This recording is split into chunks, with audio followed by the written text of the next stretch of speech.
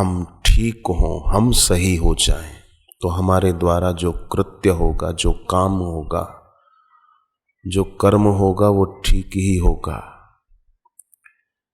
नीति शास्त्र ये कहता है कि कर्म ठीक हो, आदमी अच्छे काम करे, पर धर्म शास्त्र कहता है कि करने वाला ही ठीक होना चाहिए, उसके द्वारा जो होगा वो ठीक ही होगा।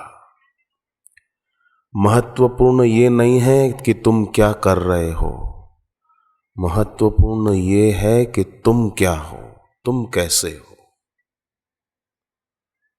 पर आजकल हर जगहों पर उपदेश यही दिए जाते हैं कि अच्छे कर्म करो, ये करो, ये करो, वो करो। अरे करता ही ठीक होगा, करने वाला ठीक होगा, तो उसके द्वारा जो भी होगा ठीक ही होगा, वो गलत करेगा ही नहीं।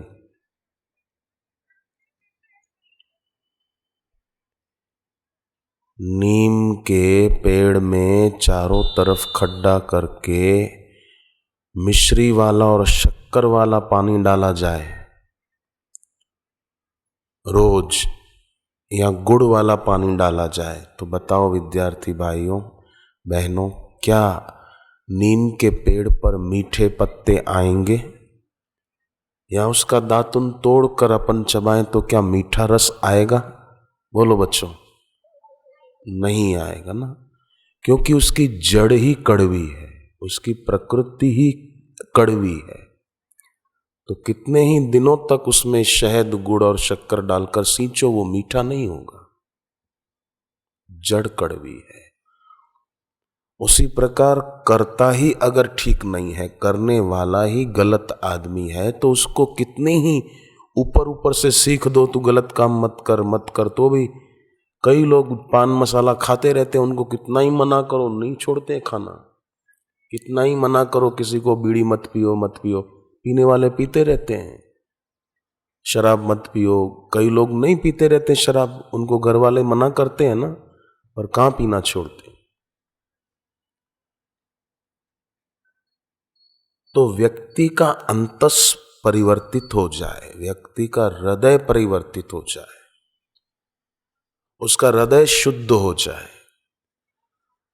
हृदय शुद्ध होता है भगवान के नाम जप से, विद्या की देवी मां सरस्वती के जप से, सारस्वती मंत्र से, प्राणायाम करने से, मौन रखकर बैठने से। सुबह तो बोलना ही नहीं चाहिए, हमारी शक्ति बहुत खर्च होती है बेकार के शब्द बोलने से, इसलिए मौन रखा जाए। और मौन केवल वाणी का नहीं, देखने का भी मौन, समय मिले तो आंखें बंद करके बैठा जाए। सुनने का भी मौन, हम बात न कर रहे हैं पर कोई बड़बड़ कर रहा है तो हम उसको भी इशारे से चुप कर दें कि अपनी शक्ति को गंवाओ मत। वो व्यक्ति, वो विद्यार्थी अपने आप का दुश्मन है, जो बहते हुए पानी की तरह बहता चला जाता है घाटियों की ओर, और वो विद्यार्थी अपने आप का मित्र है जो अग्नि की ज्योति की तरह ऊपर की ओर उठता है, ऊंचा जीवन जीता है। कर्म करने वाला ही ठीक हो गया बस, तो उसके द्वारा जो होगा वो ठीक होगा।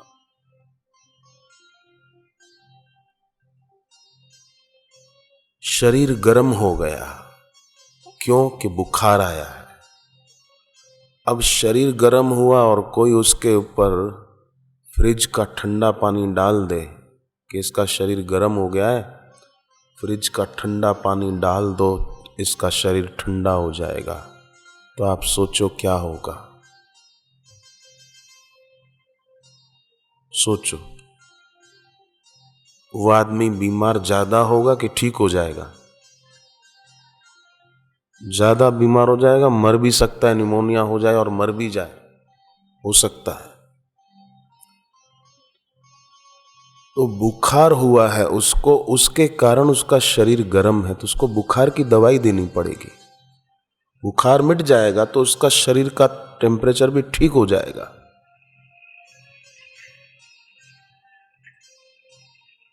और ये बुखार भी क्यों आता है? जो लोग बिन जरूरी खाते रहते हैं, कभी वेफर लेकर खा ली, कभी चिक्की लेकर खा ली, कभी कोई टॉफी ले ली, कोई चॉकलेट ले ली, वो लेकर खाने बैठ गए, कभी कोई नमकीन का पाउच ले लिया लेकर खाने बैठ गए, थोड़ा थोड़ा चर चर चर चर चर चर खाते खाते, फिर पहला खाया पचा नहीं, दूसरा खाया, दूसरा खाया वो पचा नहीं, तीसरा खाया, फिर ऐसे लोगों को बुखार की बीमारी होती रहती है। तो अपने स्वास्थ्य का दुश्मन नहीं बनना चाहिए। अपना शरीर ठीक रखने के लिए भरसक प्रयास करना चाहिए। शरीर ठीक होगा तो मन भी ठीक होगा। स्वस्थ शरीर में पवित्र मन का वास होता है।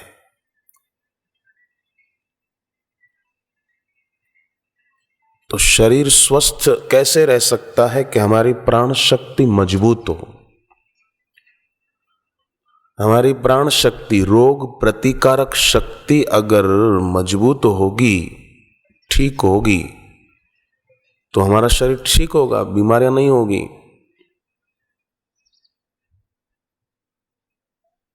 गुरुदेव की बताई हुई स्वास्थ्य वर्धक युक्तियों से मुझे तो बरसों बीत जाते हैं। बुखार किसको कहते हैं ये शरीर में अनुभव ही नहीं होता है, बुखार आता ही नहीं, सालों बरसों बीत जाते हैं। तो हमारे गुरुदेव ऐसे हैं कि वो हमें स्वस्थ रहना तो सिखाते ही हैं, परंतु साथ ही साथ मन की पवित्रता कैसे बढ़े। केवल याद शक्ति बढ़ाना अच्छी बात नहीं है विद्यार्थी। याद शक्ति ही अच्छी होना बड़ी बात नहीं है, बुद्धि अच्छी होना बड़ी बात है। बस खाली याद शक्ति कैसे बढ़े, याद शक्ति कैसे बनी, बुद्धि की शुद्धि कैसे हो। भगवत गीता का 12वां अध्याय भक्ति योग नामक अध्याय कहलाता है। उस भक्ति योग नामक अध्याय में भी भगवान ने ये बात कही है, अनिकेत स्थिर मति। व्यक्ति की बुद्धि स्थिर हो, शुद्ध हो। ऐसा नहीं कि कभी तो सोचे नहीं अपन तो भक्ति करेंगे, फिर कभी सोचे कि मैं उस लड़की से शादी करूंगा, मैं तो उस लड़के से शादी करूंगी।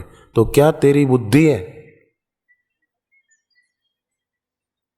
एक तरफ तो बोलता नहीं अपन तो भक्ति करेंगे, फिर थोड़े समय में किसी के प्रति फिजिकली अट्रैक्शन हुआ, मैं तो उससे शादी करूं, मैं तो फलानी से शादी करूं। नहीं, अनिकेत स्थिर मति, एक निश्चय कि मुझे अपना जीवन भक्तिमय बनाना है, मुझे अपना जीवन यूं ही नहीं गंवाना है। जो जीवन मुझे भगवान ने दिया है वो जीवन मुझे भगवान के लिए लगाना है। 3 बातों से आपकी और हमारी, विद्यार्थियों की और बड़ों की, सब की, मनुष्य मात्र की, केवल 3 बातों को ध्यान में रखने से 24 घंटे भगवान की भक्ति हो सकती है। फिर भले आप रात को सोए हों पर आपकी भक्ति चालू है, केवल 3 बातों से। नींद में भी आपकी भक्ति चल रही है, खाते हुए भी आपकी भक्ति चल रही है, हो रही है। 3 बातें कौन कौन सी? एक, कर्तव्य परायणता, अपने कर्तव्य में तत्पर। सुबह जल्दी उठना है, प्राणायाम आसन करना है, जप करना है, सूर्य को अर्घ्य देना है, जो कुछ नाश्ता करना है वो करके फिर स्कूल गए, माता पिता को प्रणाम करके गए, और वहाँ भी स्कूल में गए तो शिक्षक बोर्ड पर कुछ समझा रहे हैं तो उधर ध्यान से, एकाग्रता से बोर्ड के तरफ ही देखते रहे, शिक्षक के तरफ, इधर उधर न देखकर अपनी पढ़ाई में ध्यान दिया। जो पढ़ते समय इधर उधर देखते रहते हैं तो उनको फिर बेचारों को ट्यूशन की जरूरत पड़ती है।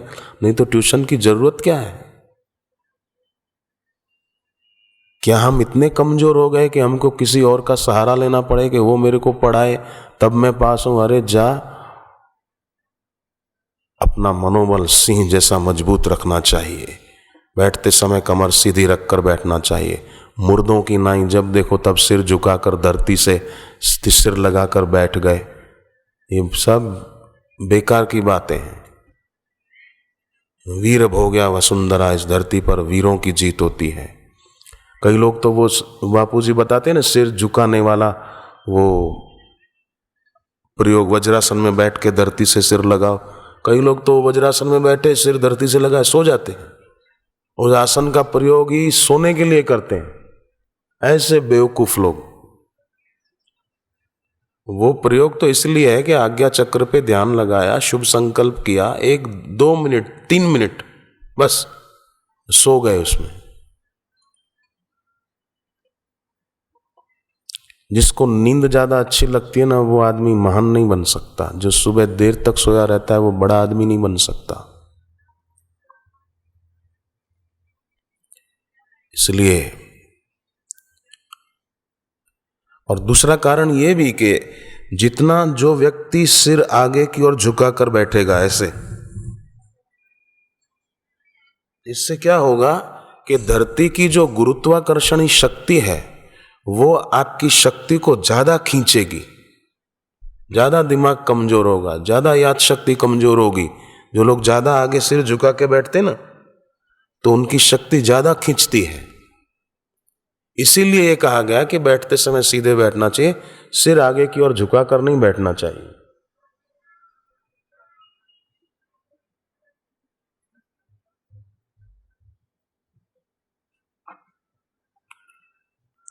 तो कर्तव्य परायणता, एक बात, अपने अपने कर्तव्य में स्वे स्वे कर्मण्यभिरतः संसिद्धि लभते नरः, भगवत गीता का वचन है 18वें अध्याय का। स्वे स्वे कर्मण्यभिरतः, अपने अपने कर्म में तत्पर रहने से मनुष्य को सिद्धि प्राप्त हो सकती है, हर कार्य क्षेत्र में वो सफल हो जाए। क्षिप्रम ही मानुजे लोके सिद्धिर भवति कर्मजा, अपने कर्म के द्वारा आदमी सिद्धि पा सकता है।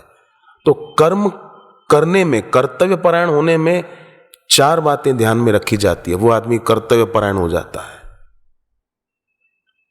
एक तो कर्म करे, अपना कर्तव्य करे तो कमलवत,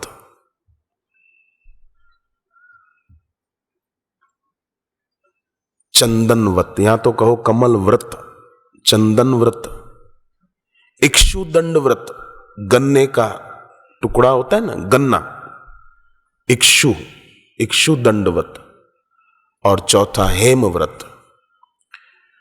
कमल व्रत माने कमल के फूल की तरह कर्म करें पर कहीं चिपके नहीं, कहीं आकर्षित न हो जाएं, कहीं आसक्त न हो जाएं। ऐसा नहीं कि आंखें बंद करने बैठे और कोई लड़की या कोई लड़का याद आ रहा है, या कोई मिठाई याद आ रही है, पिज्जा और बर्गर याद आ रहा है, पेप्सी और कोका कोला याद आ रही है। नहीं, ईश्वर और ईश्वर को पाए हुए अपने गुरु का चिंतन चल रहा है। कमलवत, कमल कीचड़ में से आता है पर उस पे कीचड़ या पानी लगा हुआ नहीं होता है। चंदनवत, चंदन की लकड़ी होती है, वो पत्थर पर घिसते हैं तो सुगंधी चंदन तैयार हो जाता है। और चंदन घिसते रहो, घिसते रहो, घिसते रहो, रोज रोज रोज रोज, आखिरी छोटा सा टुकड़ा चंदन के काष्ठ का बचा हो, उसमें से भी सुगंध ही आएगी। आप अगर घिसेंगे तो सुगंधी तिलक तैयार होगा। ऐसा हो, हम कर्म तो करें पर दूसरों तक उसकी सुगंध पहुंचे। लुकमान हकीम मर रहा था, अंतिम सांस गिन रहा था, तो अपने बेटे को बुलाया और कहा कि बेटे अब मैं जा रहा हूं दुनिया से, मेरी आखिरी सीख तू याद रखना। कहो पिताजी। पिता ने कहा बेटे एक काम करो, चंदन का पाउडर ले आओ। तो बेटा गया, चंदन का पाउडर ले आया। बोले अब इसको रख दो। रख दिया। अब देखो बेटे हाथ में सुगंध आ रही है चंदन की? बोले हाँ पिताजी आ रही है। ठीक है, अब जाओ बेटे कोयले लेकर आओ। काले काले कोयले बेटा लेकर के आया, दोनों हाथ भर के। फिर कहा बेटे अब इसको छोड़ दे, साइड में फेंक दे। रख दिए।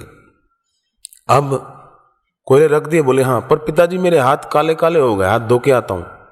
बाप ने कहा यही सीख देना चाहता था बेटे। दूसरों के माथे पर अगर तुम चंदन का तिलक करोगे तो सुगंध तुम्हारे हाथों में भी रह जाएगी, और अगर दूसरों को बदनाम करने की, दूसरों को खराब सिद्ध करने की कोशिश में लगोगे तो कालापन बेटे तुम्हारे हाथों में भी रह जाएगा। इसलिए तो ये काम मत करना।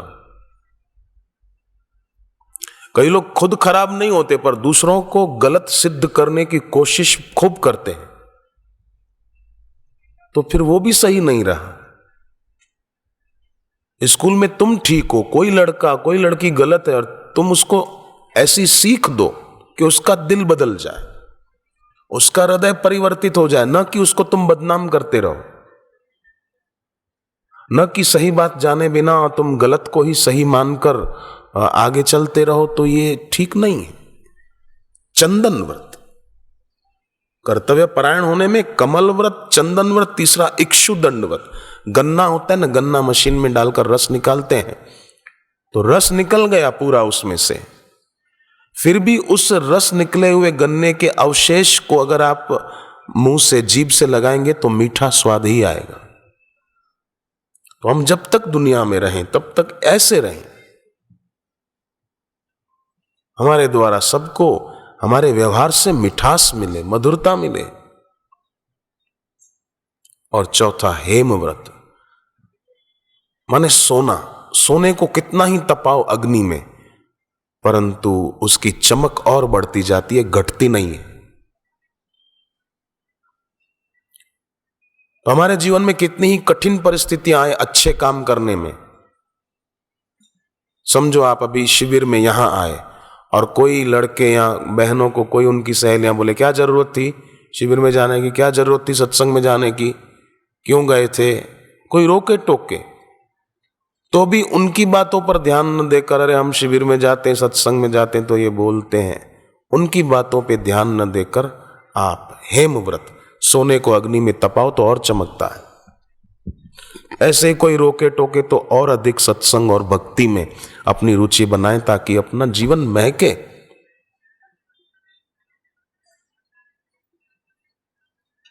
तो कर्तव्य परायणता में ये चार बातें ध्यान में रखी जाए।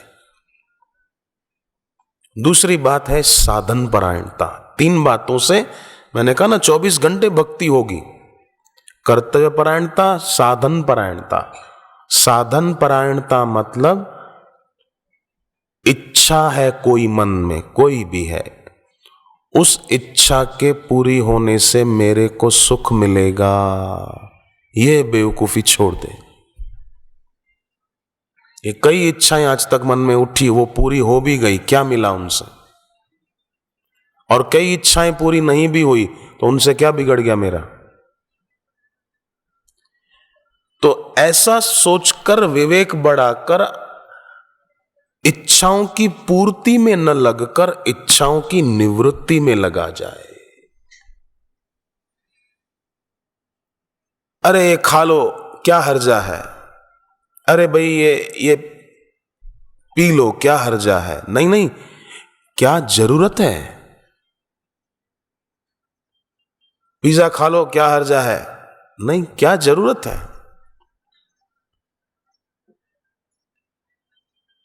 चाउमीन खा लो क्या हर्जा है, क्या हर्जा है, नहीं, क्या जरूरत है? थिएटर में चलते हैं फिल्म देखने, क्या हर्जा है, नहीं, क्या जरूरत है?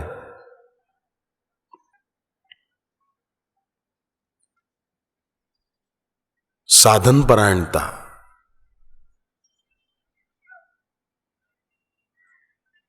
इच्छा की पूर्ति में नहीं, इच्छा की निवृत्ति में सुख है। और जो इच्छा की पूर्ति में सुख मानते हैं उनकी दोस्ती न करें। उनकी उपेक्षा कर दे कि मेरे लिए है ही नहीं। इसको साधन परायणता कहते हैं। और तीसरी बात प्रीति परायणता।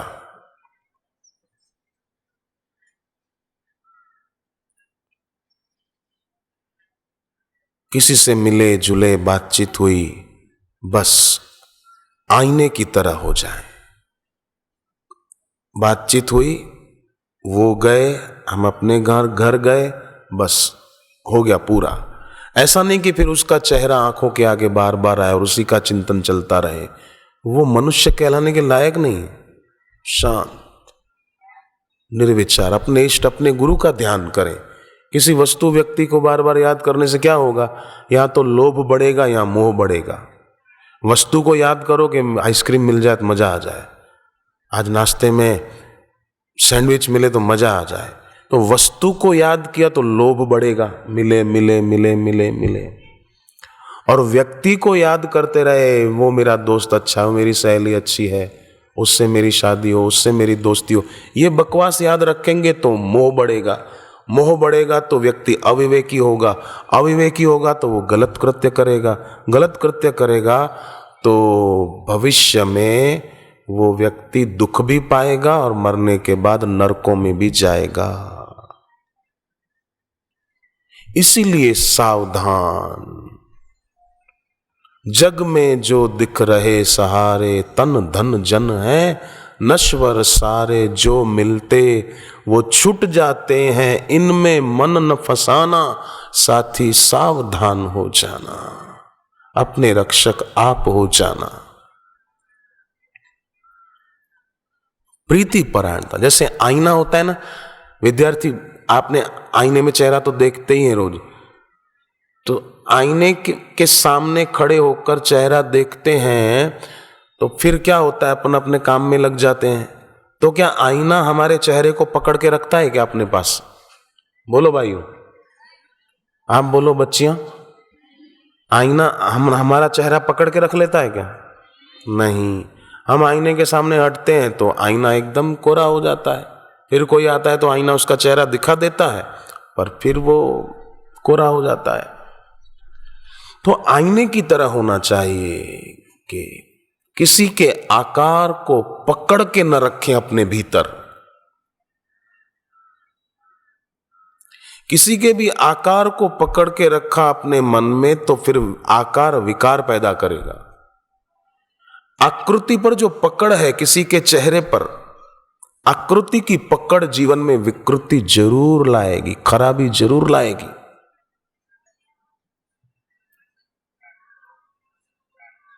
इसलिए ये कहा गया ध्यान मूलम गुरोर मूर्ति, अपने गुरु की मूर्ति का ध्यान करें, जैसे एकलव्य करते थे। एक क्लास में बच्चे बहुत शोर कर रहे थे। शिक्षक ने कहा कि अभी मैं क्लास में खड़ा हूं और तुम लोग इतना शोर कर रहे हो, तुमको शर्म आनी चाहिए विद्यार्थियों। एकलव्य ने गुरु द्रोणाचार्य की मूर्ति सामने रखी थी और मूर्ति सामने होते हुए भी एकलव्य कितना शिष्ट रहता था, कितना उसमें शिष्टाचार था। तो विद्यार्थी क्या बोले? बोले साहब आप भी एकलव्य के गुरु की तरह हो जाओ तो हम भी सब ऐसे हो जाएंगे। लो माने आप भी मूर्ति बन जाओ, कुछ बोलो नहीं, हमको कुछ पढ़ाओ लिखाओ नहीं, हमको डांटो नहीं, आप ऐसे ही बैठे रहो मूर्ति की तरह। ये जवाब ठीक नहीं है। शिक्षक क्लास में आए और बैग रखकर किसी काम से फिर बाहर चले गए स्टाफ रूम में। आए तो देखा क्लास में एक भी बच्चा नहीं, बच्चे भी बाहर चले गए थे। शिक्षक के आते ही फिर बच्चे सब आ गए अंदर। तो शिक्षक ने डांटा कि मेरा बैग मेरी मेज पर, मेरे टेबल पर पड़ा है, तो मतलब मैं क्लास में हूं, तुम लोग क्यों बाहर चले गए थे? डांटा शिक्षक ने। अगले दिन वो शिक्षक जब अपने पीरियड में उस क्लास में आए तो एक भी बच्चा नहीं।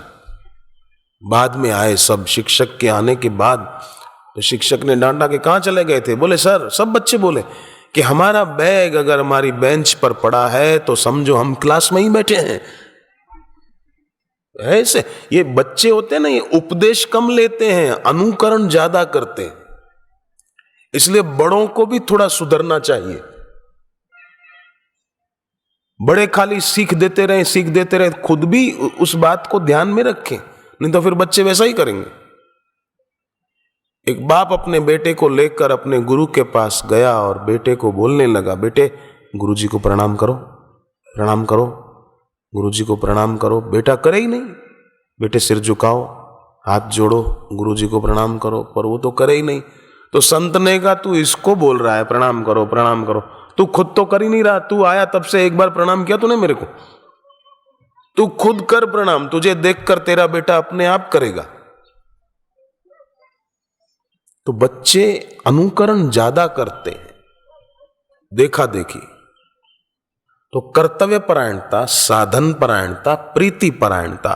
प्रीति परायणता मतलब किसी वस्तु व्यक्ति में आसक्त न हो जाना, अपने गुरुदेव के चरणों में भक्ति बढ़ाना, भगवान में प्रीति बढ़ाना। आंखें बंद करके बैठे जब भी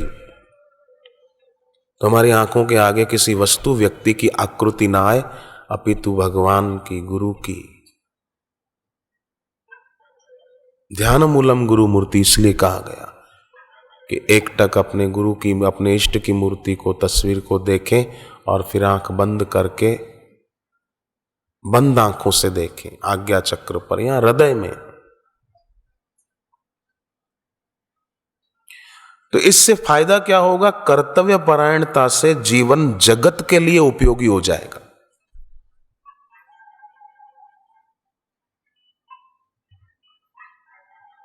हम जगत के लिए उपयोगी होंगे, सुंदर समाज का निर्माण होगा। दूसरी बात, साधन परायणता। साधन परायणता से जीवन अपने लिए उपयोगी हो जाएगा, हमारे खुद के लिए। ठीक है ना? इच्छा पूर्ति में हमारी सुख बुद्धि नहीं होगी कि मेरी ये इच्छा है पूरी हो जाए, नहीं नहीं, ये मेरी इच्छा निवृत्त कैसे हो जाए। जैसे भूख लगी और बोले नहीं अपन तो आज होटल में चल के खाएंगे, और घर पे भी कुछ बनवा के खा सकते हैं। या घर पे नहीं, अपन बाहर हैं और सुबह भूख लगी है, तो कुछ ऐसी चीज भी खा सकते हैं कि जिसमें स्वास्थ्य बिगड़ने का खतरा ना हो। जरूरी थोड़ी है कि मैदे की ब्रेड और बिस्किट खाएं। और आजकल तो कई ऐसी चीजें भी बेचते हैं कि जो खाने से अपना पेट बिगड़ ही जाए।